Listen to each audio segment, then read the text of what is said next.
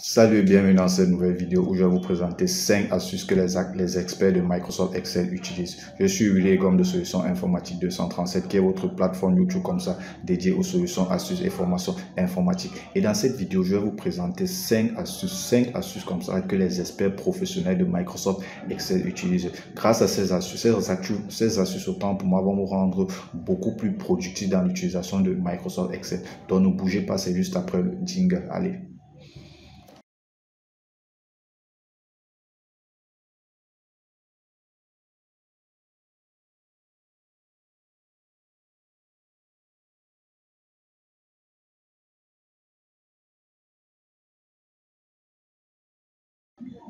Très bien. Avant de continuer comme ça, si vous êtes nouveau sur cette chaîne, si c'est votre première fois d'assister à une de nos vidéos, voilà, je vous invite comme ça à vous abonner en cliquant juste là sur le petit bouton rouge s'abonner et en activant la cloche de notification. Ça va vous permettre comme ça d'être informé et notifié sur chacune de nos nouvelles vidéos qui vont très certainement vous édifier, vous accompagner dans la gestion de vos tableurs Excel au quotidien. Et également, si vous êtes nouveau, si vous êtes débutant sur Microsoft Excel, que vous souhaitez comme ça vous perfectionner, que vous souhaitez comme ça améliorer votre niveau de compétence en entreprise ou hors entreprise, grâce à Microsoft Excel, voilà, vous pouvez nous contacter juste au numéro ci-dessous comme ça pour pouvoir bénéficier comme ça d'une formation sur mesure et surtout adaptée à vos besoins. Je dis bien formation sur mesure et adaptée à vos besoins, c'est-à-dire des formations comme ça qui vont vous permettre de passer au niveau supérieur, que ce soit de débutant, disons du niveau débutant au niveau expert. Donc si vous êtes débutant ou bien si vous êtes nul à Microsoft Excel, voilà, contactez-nous juste au numéro ci-dessus, le plus 237 682 37 73 33, de préférence sur WhatsApp si vous êtes par exemple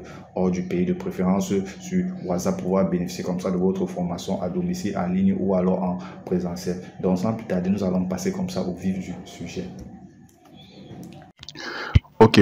Donc ici, la première astuce, c'est quoi? La première astuce, on va parler comme ça des listes déroulantes dynamiques. Vous avez déjà très certainement entendu parler des listes déroulantes. Une liste déroulante, en réalité, c'est quoi? Une liste déroulante, c'est en réalité une liste de valeurs contenues dans une cellule. Donc, une liste de valeurs que vous pouvez choisir autant pour moi, mais contenues dans une cellule. Par exemple, là, vous voyez là, par exemple, on a des listes, on a une liste déroulante. Ici, il s'agit comme ça des marques de véhicules et des modèles. Donc là, on a par exemple une liste déroulante. Vous voyez là, on a des 4 voitures environ. On a Toyota, on a Mercedes, on a Hyundai et on peut choisir. Vous voyez là, par exemple, j'ai choisi Toyota. Ici, j'ai choisi Mercedes. Là, j'ai choisi par exemple Hyundai. Là, j'ai choisi par exemple, je crois Ford. Ici également, je peux choisir une autre marque Hyundai. Maintenant, la liste déroulante dynamique, c'est quoi? La liste déroulante dynamique, il s'agit comme ça là, dans ce cas précis par exemple ou dans les autres cas, ça peut également s'appliquer dans d'autres cas. Vous voyez là par exemple, lorsqu'on dit Toyota, au niveau du modèle, on voudrait que lorsqu'on clique sur le modèle, il m'affiche uniquement les modèles de Toyota. Pareil ici, vous voyez là, on peut choisir par exemple le modèle, on va prendre Yaris. Pareil avec Mercedes, lorsqu'il voit Mercedes, il nous affiche les modèles de Mercedes. Pareil avec Hyundai. Vous voyez là, on a la Tucson, pareil avec la Ford, pareil avec également Hyundai et Sonata. Donc, vous allez vous rendre compte que ici, par exemple, si on change, on prend plutôt Mercedes et qu'on va au niveau de la liste déroulante, il va nous afficher la liste des modèles de Mercedes. Pareil ici, là, si on revient, par exemple, on met Hyundai. Ici, là, si on veut choisir le modèle, il va nous afficher la liste des Hyundai. Donc, ça, c'est ce qu'on appelle généralement les listes déroulantes dynamiques, c'est-à-dire les listes déroulante autant pour moi qui s'adapte en fonction de la valeur d'une cellule par exemple. Donc sans plus tarder, on va voir tout de suite comment faire ça. Donc ici on va juste tout effacer. Bon, ici, ce que je vais faire, non, ça, on ne va pas effacer parce que c'est notre tableau. Donc, on va plutôt revenir ici au niveau des formules, gestionnaire de nom. Exactement, on va juste supprimer ces noms-ci. Donc, pour que je vous explique un peu, donc on va juste passer. Donc, la première chose qu'on va faire, on va d'abord affecter à nos cellules des listes déroulantes des marques des voitures. Donc, pour faire une liste déroulante, c'est très simple. Vous cliquez sur la cellule en question, vous allez dans Données, validation de données, tout, vous déroulez et vous cliquez juste sur Liste. Dans la source, vous sélectionnez juste la plage de votre source. Ça peut être manuel. Vous pouvez sélectionner la plage de votre source automatiquement. Voilà, j'ai ma liste déroulante. Donc, je peux étirer jusqu'à, par exemple, 6. Donc là, j'ai les listes déroulantes partout. Maintenant, au niveau du modèle, je peux bien insérer une liste déroulante simple en fonction de cette valeur-ci. Donc, la première chose qu'il faut faire pour les listes déroulantes dynamiques, la première chose qu'il faut faire, c'est déjà, vous voyez au niveau des marques, j'ai les 4 marques Toyota, Mercedes, Honda, Ford. En dessous, je vais mettre les noms des modèles. Je vais mettre les différents noms de modèles. Donc, en l'occurrence, RAV4 pour Toyota, j'ai RAV4, Yaris, Avalon, etc. Mercedes, GL, EGLB, Santa Fe, Hyundai, Santa Fe, Tucson, Ford, Focus, Fiesta, etc. Je peux également ajouter, ça dépend de moi. Donc, une fois que vous avez renseigné les modèles, qu'est-ce que vous devez faire? Vous devez renommer les plages dans lesquelles les modèles sont renseignés. Les plages dans lesquelles les modèles sont renseignés. Donc, je prends par exemple cette plage-ci, jusqu'ici là, par exemple, je vais dans formule, je renomme, je vais définir un nom, par exemple. Donc là, en l'occurrence, bref, on va reprendre ça, on va supprimer les différentes plages. On va supprimer tout ça. Voilà. Donc, comme je disais, je viens par exemple, je sélectionne Toyota, la plage Toyota, je vais définir, formule, définir un nom. Oui, nom défini, définir un nom. Je renomme ça en Toyota. Toyota, je vais vous dire pourquoi. Toyota, et il faut faire très attention parce que ça sera très sensible à la casse. Toyota, pourquoi? Toyota comme ça là, ce sont les modèles, j'ai la plage de modèles des marques de voitures Toyota. Donc, il faut faire très attention. Si vous mettez avec S, Toyota avec S, ça ne va pas prendre. Donc, il faut mettre exactement le nom du modèle. Donc, je clique juste sur Entrée. Je fais pareil avec Mercedes, définir un nom. Je mets Mercedes. Donc, c'est très sensible à la casse. Donc, je fais pareil avec Hyundai. Je vais mettre Hyundai. Pareil avec Ford. Qu'est-ce que j'ai fait? Il s'agit de la plage. Pareil, je mets Ford. Voilà.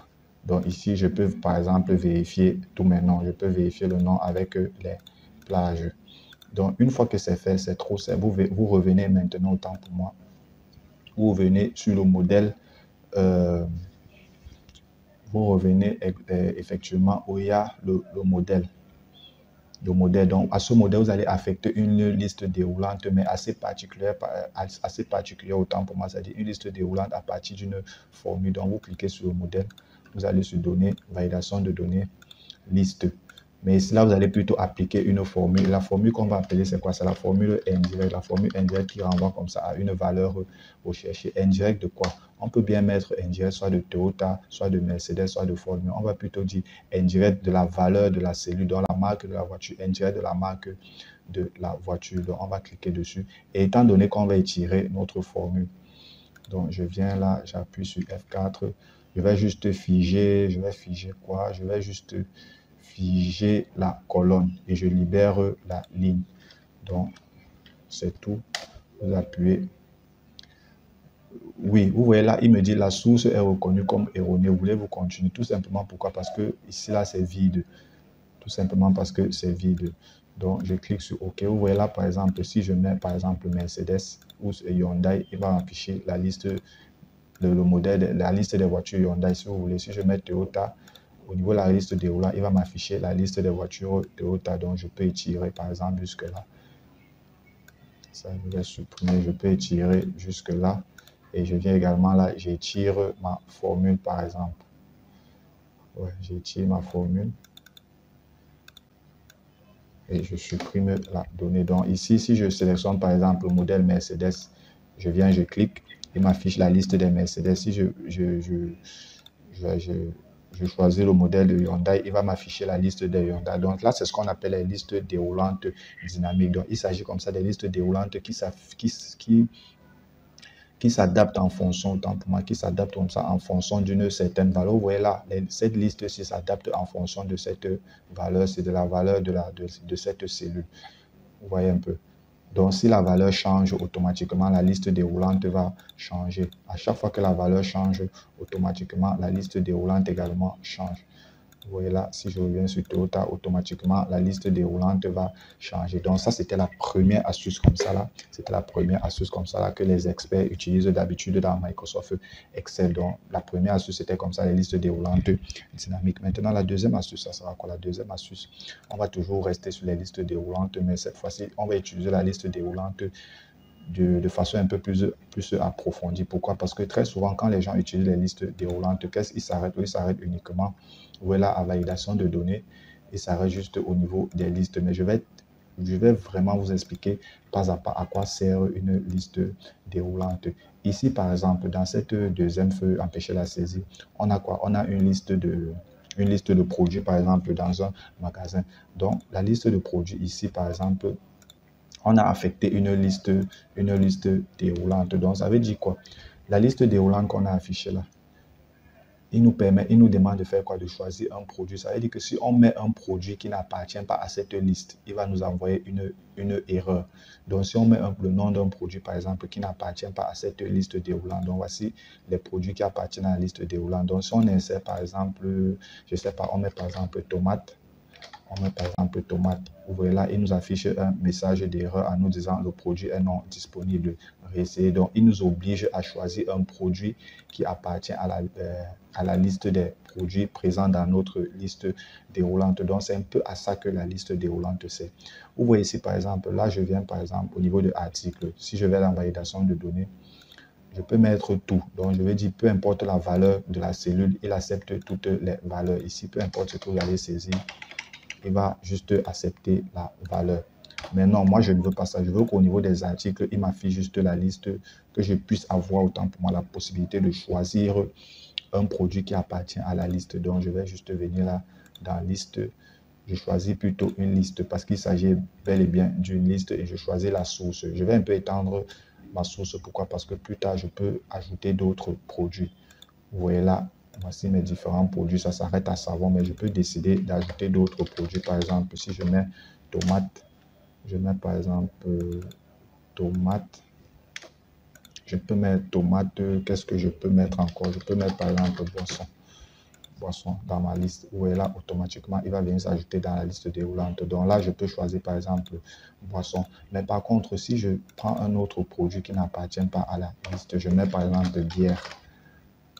Voilà, il me dit produit non disponible. Il m'affiche un message d'erreur. Donc là, il m'oblige, il empêche la saisie autant pour moi d'autres produits des valeurs qui n'appartiennent pas à ma liste déroulante. Donc, il empêche cette saisie.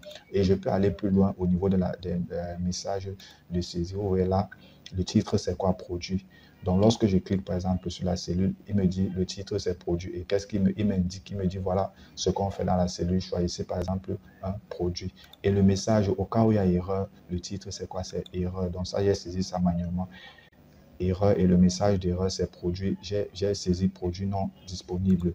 Pareil, il peut me dire stop avertissement ou information. Donc, moi, je préfère dire stop. Donc, il arrête la saisie. Donc, on va y aller. On va faire pareil avec les autres.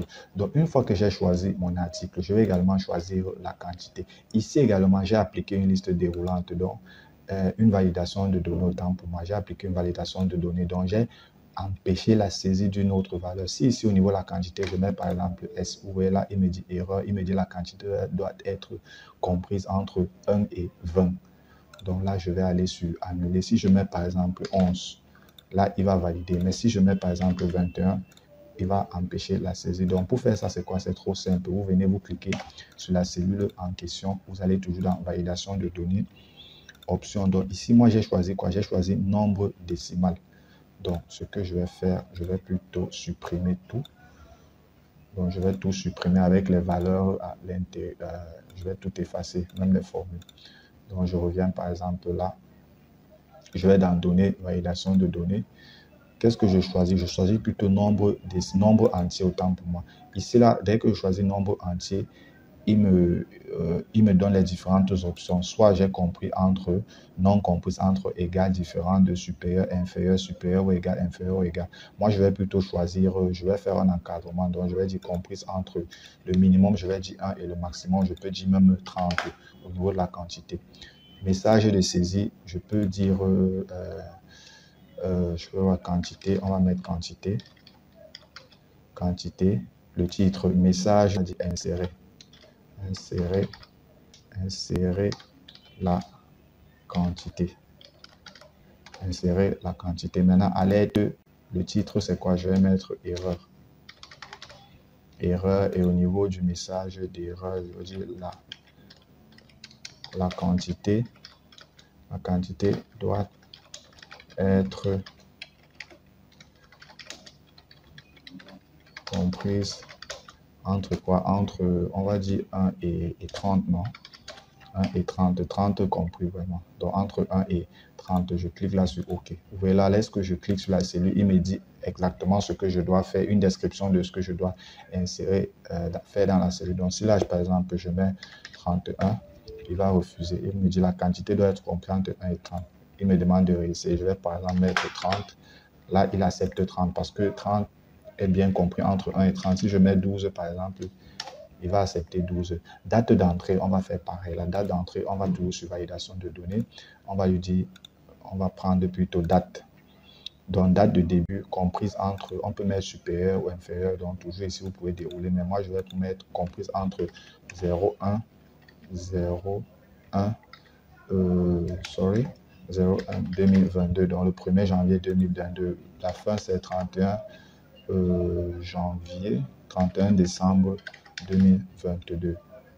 Message de série, je peux mettre, ça va prendre du temps. Bon, on va dire titre, date,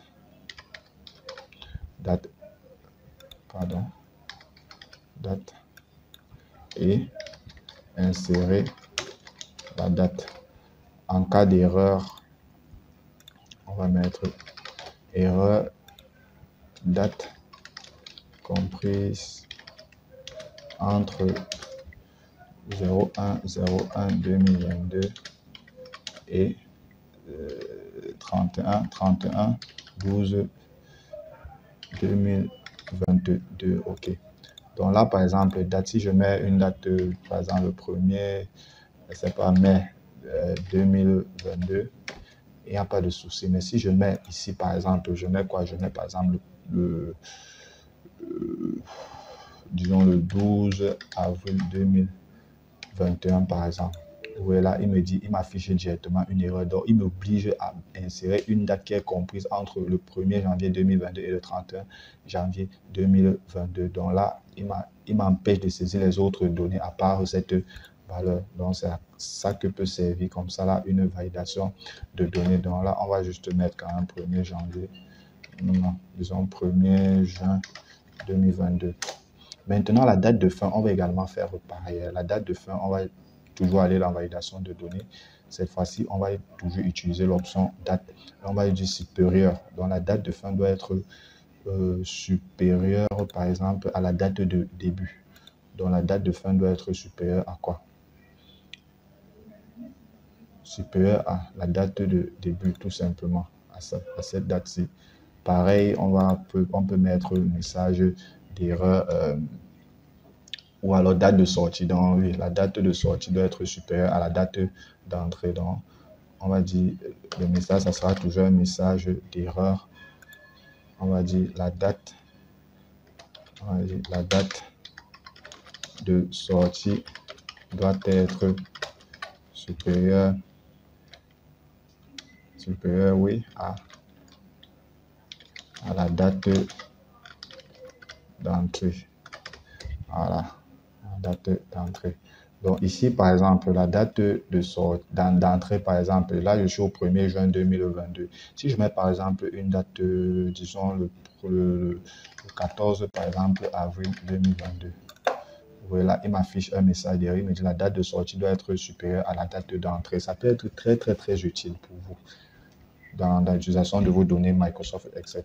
Donc là, par contre, si je mets une date comme, disons, le 16/10/2022, par exemple. Non, là, j'ai mal saisi, je crois bien. Le 16/10/2022. Vous voyez là, ici, là, il n'y a pas de problème. Il n'y a pas de problème ici. Pourquoi? Parce que le 16 octobre 2022 est bel et bien supérieur à la date d'entrée. Donc, la date de sortie est bel et bien supérieure à la date d'entrée. Vous voyez là, sans toutefois insérer une formule quelconque, vous pouvez empêcher comme ça la saisie ou alors forcer la saisie de certaines valeurs dans une cellule. Vous pouvez obliger, forcer la cellule, forcer ou empêcher la saisie de certaines valeurs dans une cellule. Donc là, c'était la deuxième option comme ça. Également, la deuxième astuce, autant pour moi, que les experts Microsoft Excel utilisent au quotidien. Donc, pour la troisième astuce, ça sera quoi? La troisième astuce, ça sera comme ça là. Il sera question comme ça d'effectuer une recherche, c'est-à-dire d'afficher, de rechercher et afficher les valeurs en fonction des données d'une cellule, ou alors en fonction de la donnée d'une cellule. Donc, rechercher faire des recherches en fonction d'une valeur. Donc, ici, par exemple, vous voyez là, qu'est-ce que j'ai? J'ai par exemple la liste des salariés d'une entreprise. Ici, lorsque je clique par exemple sur Georges, il m'affiche quoi? Qu'est-ce qu'il me donne? Il me donne le sexe, l'adresse, l'âge, la date d'embauche, le nombre d'enfants, le statut également. Je crois que dans ma base de données, oui, le statut et le statut. Il doit me donner également le statut autant pour moi. Donc ici, c'est pas grave. Je vais juste arranger ceci. Il va me donner également le statut. Donc là, il est marié.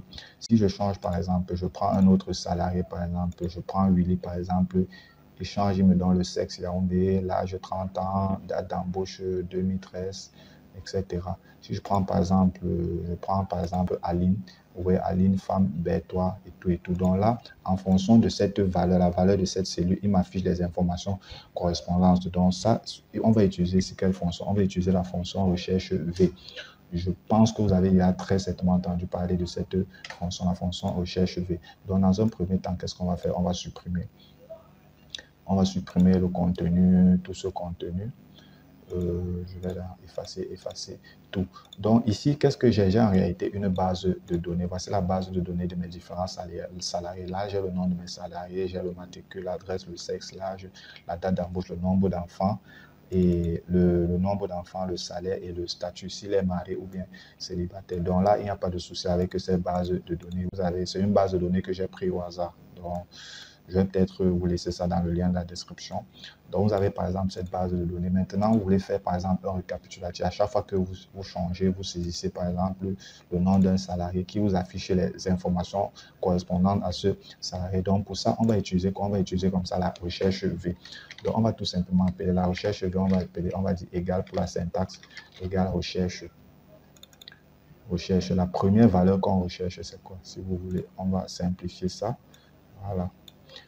La valeur recherchée, c'est quoi? Il s'agit de cette valeur qu'on va bien sûr figer parce qu'on va faire glisser notre formule. Il s'agit de cette valeur qu'on va figer. La table de matrice, c'est la table de matrice, c'est bien sûr la table qui contient la base de données. Et une chose très importante, lorsque vous avez une base de données, il faut toujours mettre ça sous forme de tableau. Ça, je vais plus revenir dessus. Je pense que vous connaissez déjà comment le faire.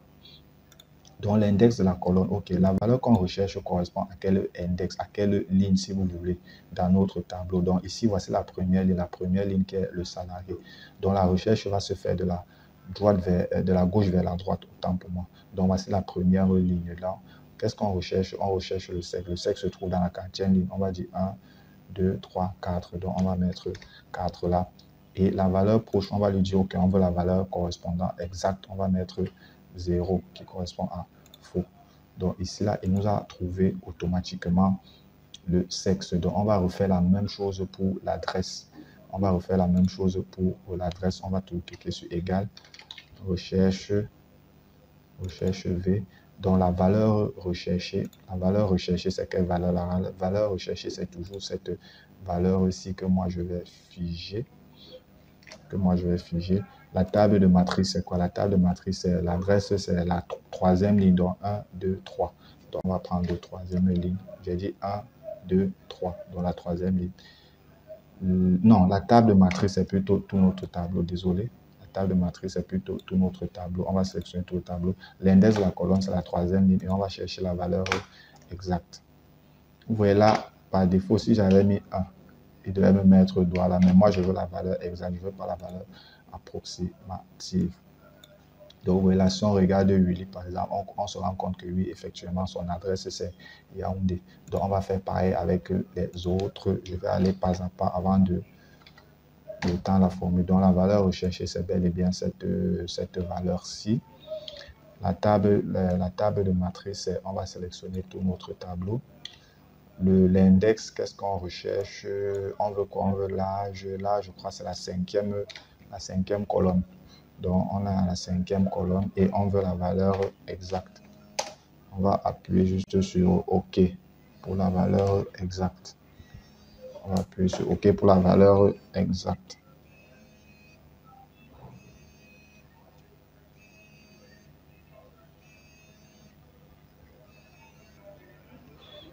OK. Donc, où est-ce que j'étais? Oui, la date d'embauche. On est au niveau de la date d'embauche. Donc, pour la date d'embauche, on va juste étirer notre... Ici, je vais figer ça. Pour la date d'embauche, on va juste étirer et choisir... Non, on va étirer cette formule. Voilà, on va étirer cette formule. Et pour la date d'embauche, on va juste changer le numéro d'index. Donc, on est là, la date d'embauche, je crois c'est 6. On change le numéro d'index. Pareil avec le nombre d'enfants, je crois c'est 7. On change juste le numéro de l'index.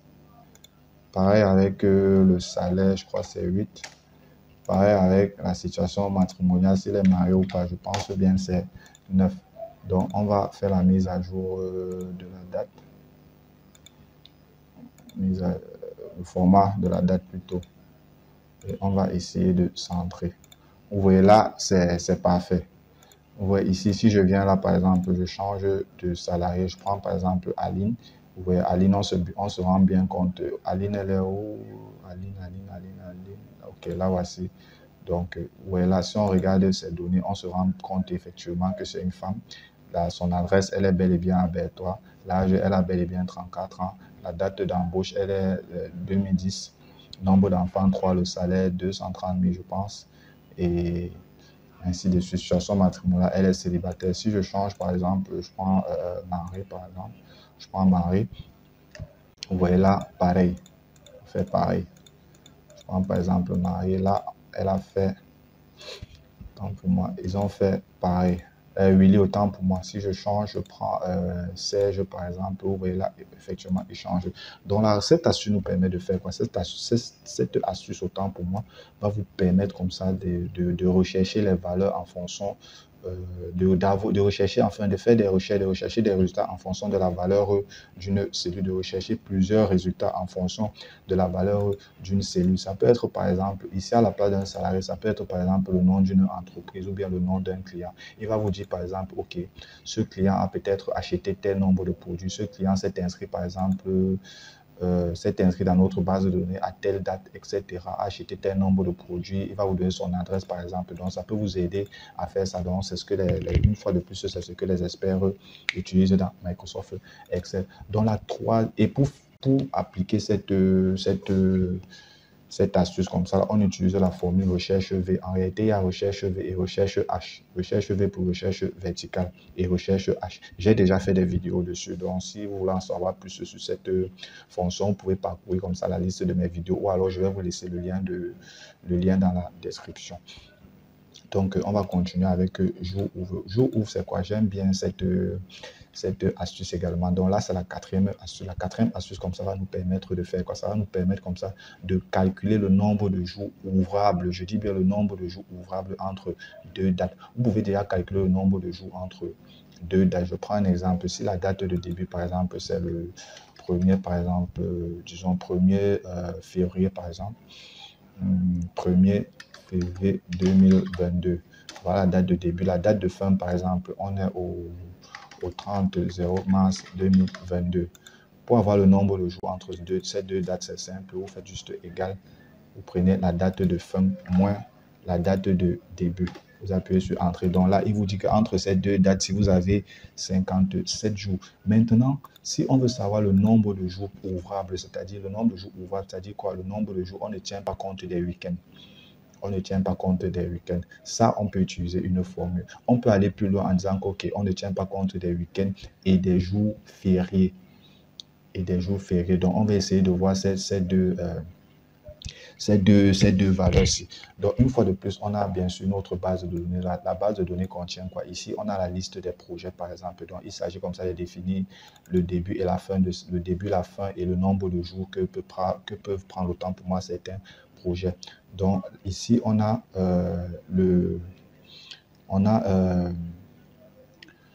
oui, les différents projets. Et ici, qu'est-ce qu'on a? On a les jours fériés sur l'année. Sur cette année, par exemple, 2022, on a les différents jours fériés. Donc, je suppose qu'il peut y avoir d'autres jours fériés, mais bon, là, ce sont les jours fériés quand même les plus connus. On a le Nouvel An, la fête de la jeunesse, Pâques, la fête du travail, la fête nationale, l'Ascension, la Pentecôte, l'Assomption, Noël. Il peut y avoir d'autres jours comme par exemple la fête du mouton, la fête de fin de Ramadan.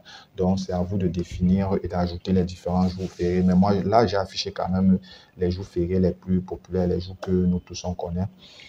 Donc, ici, je vais choisir un projet, par exemple. Pour choisir le projet, je peux également appeler ma liste, je peux appeler une liste déroulante. Si ce sont les données que je vais saisir, par exemple, je peux prendre rapidement validation de données, choisir liste, voici ma liste. Ok, je clique sur OK. Donc ici, je peux choisir un projet. Je prends par exemple le projet de conception, par exemple. Projet de conception. La date du début. Donc là, par exemple, j'ai quoi? J'ai une date de début, j'ai une date de fin. La date de début, on va par exemple changer. On peut mettre le 4, je sais pas, une date aléatoire, 4 février, par exemple, 2022. OK. La date de fin, on peut dire que ça finit quand en avril, par exemple. Le 30, par exemple, avril 2022.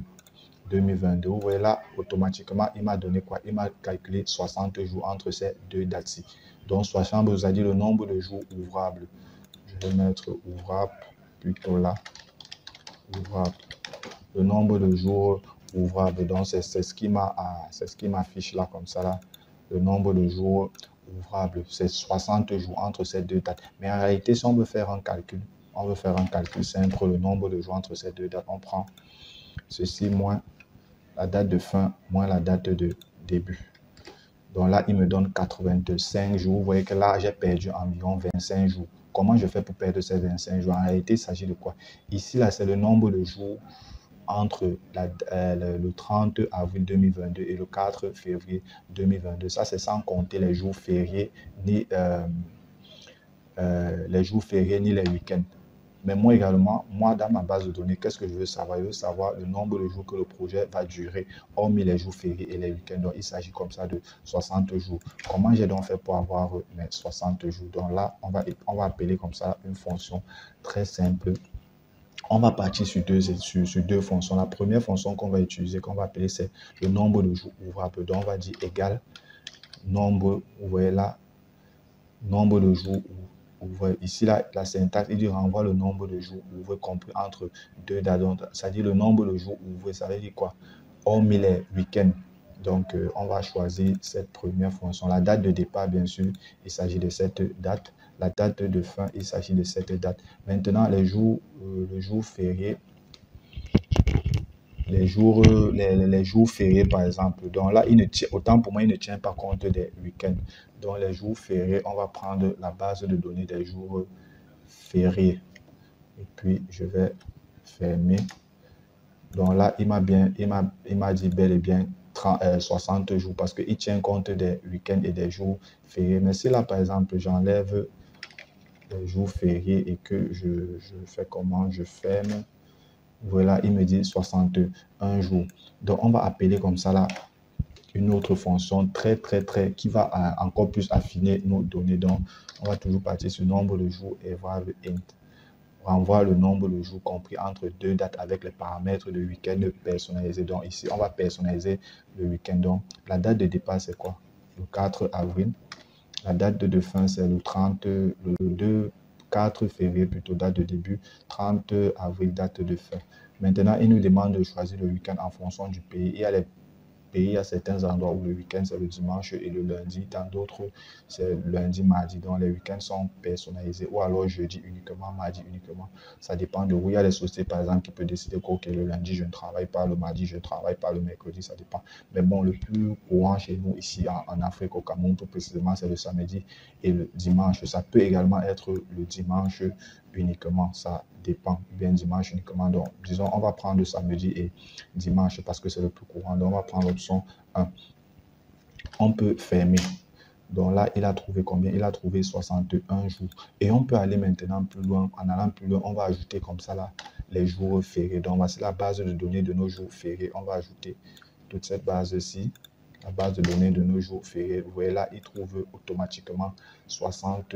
Il a trouvé combien? 60 jours entre ces deux dates. Donc ça veut dire que qu'est-ce qu'il a retrouvé? Il a retrouvé un jour. Il y a quoi? Il y a un jour férié. Un seul jour férié, je pense, qui est on a commencé, je crois, le 11, voilà, le 11 février. Donc, il a retrouvé un seul jour férié. Donc, s'il faut juste tenir compte des week-ends, par exemple, des week-ends, il va trouver 61 jours. S'il faut juste tenir compte des week-ends, 61 jours. Donc, ça veut dire que vous avez environ, si vous faites 85 moins 61, ça donne environ 24, je crois. Donc, vous avez 24 jours qui appartiennent au week-end.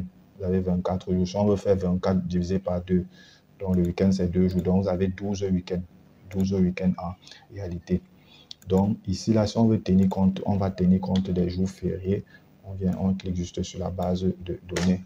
Et là, on a 60 jours. 60 jours, c'est quoi? 60 jours, c'est les jours ouvrables de travail.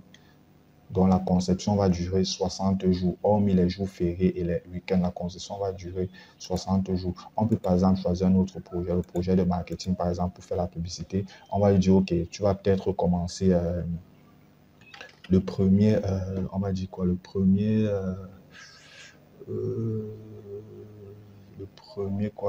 par exemple, ou alors le 30, non, le 30 avril 2022.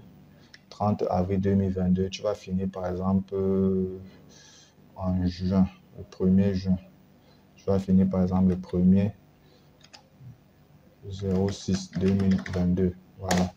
Donc là, il nous a trouvé quoi? Il nous a trouvé 21 jours entre ces deux dates. Or, en réalité, si tu veux faire la différence de ces deux dates, on a 32 jours. Mais là, dans cette date-ci, on a, je crois, des jours fériés et des week-ends. Si on enlève, par exemple, les jours fériés et qu'on clique juste là, il va nous trouver 23 jours. Il va nous trouver 23 jours. Donc, hormis les jours fériés, on a 23 jours. Mais si on insère comme ça nos jours fériés là, on insère nos jours fériés par exemple, il va nous trouver 21 jours. Donc, on a 2 jours fériés, je crois bien. On a le 1er avril, le 1er, la fête du travail, on a le 1er mai. Je crois on a plutôt 23, on a le 1er mai. On a le 20 mai et on a la Pentecôte. Donc, on a 3 jours qui sont fériés entre ces deux dates-là. Donc, c'est un peu ça. Cette astuce-là, c'est un peu ça. Donc, ça vous permet comme ça de calculer le nombre de jours entre deux dates en tenant compte comme ça là, des jours fériés et des week-ends. Donc, pour cela, vous allez utiliser comme ça là, la fonction nombre de jours ouvrables int. Donc, c'est la syntaxe est trop simple. Vous cliquez juste sur égal, vous tapez nombre de jours et puis vous choisissez nombre de jours ouverts. Donc là, c'était comme ça là pour la quatrième fonction. C'était la quatrième fonction. Bon, maintenant, la cinquième fonction, on va voir comme ça là, la cinquième fonction, bien la cinquième astuce, autant pour moi. On va avoir une astuce de synthèse assez simple quand même. On va voir comment analyser de façon simple une base de données. Donc là, par exemple, si vous avez une base de données, quand vous souhaitez, par exemple, faire une analyse de ressortir, par exemple, les données de cette base de données, donc on va voir comment faire ça simplement. Donc, vous cliquez juste sur la base de données. On va appeler comme ça l'option de tableau croisé dynamique. Donc, vous cliquez juste sur base de données. Je veux dire, à la base, le tableau doit être sous forme de tableau de bord. Donc, votre base de données doit être mise sous forme de tableau de bord. Donc, pour mettre ce forme de tableau de bord, c'est simple. Sur votre base de données, vous sélectionnez, cliquez sur mettre sous forme de tableau de bord. Donc là, une fois que c'est mis sur ça, sous forme autant pour moi de tableau de bord, on va insérer comme ça là, juste un tableau croisé dynamique à partir d'un tableau d'une plage riche, inséré dans une nouvelle feuille de calcul. On peut toujours mettre ça sur cette feuille. Emplacement, je vais choisir cet emplacement-ci et je clique sur OK. Donc voici mon tableau de bord. Le tableau de bord, si nous permet, le tableau de bord, le tableau croisé dynamique, autant pour moi, ça va vous permettre comme ça de faire une analyse de votre tableau. Là, par exemple, je peux afficher quoi par exemple, non pas les salariés, le sexe, par exemple. Je peux décider de faire, par exemple, le sexe, le nombre, par exemple, de femmes et d'hommes. Par exemple, si là, j'ai les valeurs, pardon, le sexe, c'est-à-dire le nombre de femmes et d'hommes. Je prends là, par exemple, au niveau des valeurs. Vous voyez là mon analyse, il me dit, OK, sur les valeurs, j'ai par exemple 5 femmes et, non, 3 femmes et 5 hommes. Donc, dans notre tableau, au lieu de faire les formules en utilisant les sommes-ci et tout ça, vous voyez un peu. Donc, la somme en fonction d'une condition, non? Condition. Ou alors le nombre de valeurs autant pour moi en fonction d'une condition. Donc, NBC, je peux directement utiliser le tableau croisé dynamique. Donc là, par exemple, il me dit, OK, le nombre de femmes, j'ai 3 femmes et j'ai également 5 hommes. On peut également faire ça rapidement. Vous voyez. On peut faire ça de façon simple aussi. Vous cliquez, vous sélectionnez tout votre tableau, vous venez sur l'option d'analyse rapide. Donc là, si je viens par exemple sur forme de tableau, vous voyez là, il m'affiche les différents tableaux par exemple. Vous voyez là, vous voyez ici par exemple, c'est un tableau très intéressant. Il me dit salaire, somme des salaires par sexe et par statut. Vous voyez, si je clique par exemple dessus automatiquement, mais il ouvre une nouvelle feuille. Donc ici là, il prend par exemple pour toutes les femmes qui sont mariées. Voici. Attendez, je vais mettre ça sous forme de... OK. Donc vous voyez là, il me dit par exemple pour toutes les femmes qui sont mariées, par exemple, les femmes mariées, leur salaire, le salaire total est de 1 450 000. Les femmes célibataires, le salaire total par exemple est de 230 000. Les hommes mariés, le salaire total est de 1 50 000. Et les hommes célibataires, le salaire total, le voici. Je peux également utiliser le nombre. Vous voyez, le nombre. Donc là, c'est l'outil d'analyse rapide. Donc là, c'était juste pour vous donner un aperçu de comment est-ce que vous pouvez faire une analyse de votre base de données. Sinon, j'ai dédié au moins tout un chapitre, au moins 3 ou 4 vidéos sur les tableaux croisés dynamiques et je vais vous laisser le lien dans la description. Ça va très certainement, je suis sûr que ça va beaucoup vous aider. Donc, c'était tout pour ces 5 astuces. Voilà, il y a tellement d'astuces. Donc là, c'est vraiment une partie. Je vais juste vous proposer ces 5 astuces et dans d'autres vidéos, dans les prochaines vidéos, autant pour moi, je vais vous proposer d'autres astuces comme ça là, que les experts Microsoft Excel utilisent. Donc voilà, j'espère vous revoir très bientôt. Si vous avez aimé la vidéo, n'oubliez pas comme ça de me laisser un petit pouce j'aime. Si vous avez des questions, vous pouvez me laisser en commentaire ou alors... et surtout, n'oubliez pas de vous abonner. N'oubliez pas de vous abonner en cliquant juste sur le petit bouton rouge s'abonner en activant la cloche de notification. Donc, du coup, vous serez autant pour moi informé sur chaque vidéo que je vais produire. OK. D'ici là, portez-vous bien et j'espère vous revoir pour la prochaine vidéo. Ciao.